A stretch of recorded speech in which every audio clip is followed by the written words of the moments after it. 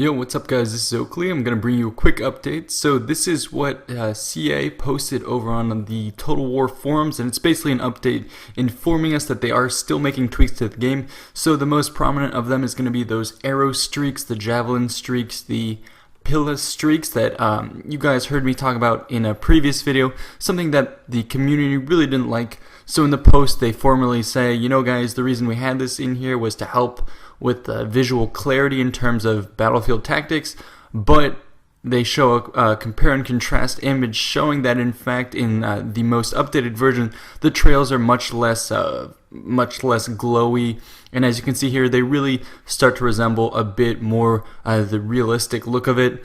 So they said, you know, this is one of many polishing tweaks that they're going to be having as they go through and clean up Rome 2.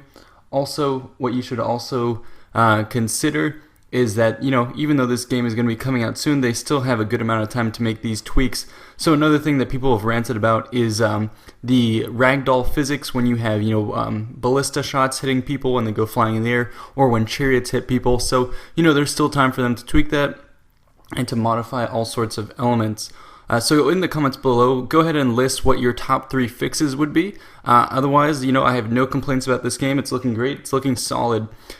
Things to look forward to in the future. What I'll be covering is probably a video that someone asked me to do covering the various agent types.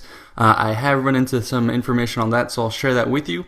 Also, I have some people who said they were interested in hearing more about Roman history and stuff like that, so I am relatively knowledgeable. I've got a bunch of books that I can recommend to you guys, and I can also do sort of a whole setup for Rome 2 Total War, bring you guys a brief history or cover factions and battles and stuff like that. So let me know what in particular you want me to cover in the comment section below.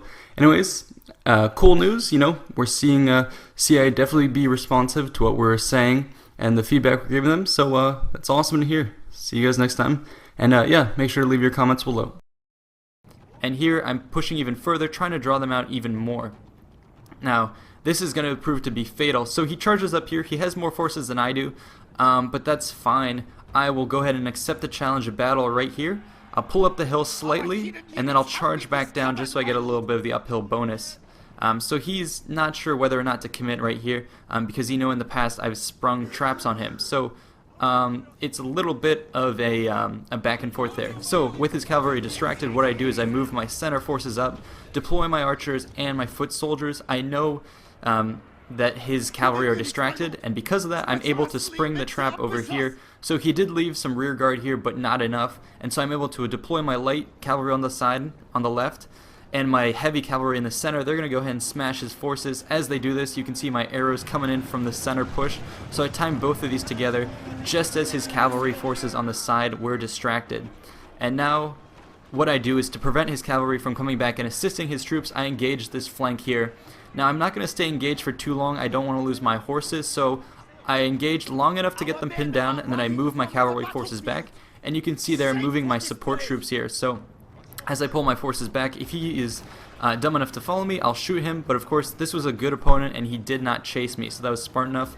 But I'm able to get some parting shots off as he's going to support his troops. Now over here, his ninja units here that are still here are throwing their small bombs. These are wreaking havoc on my men.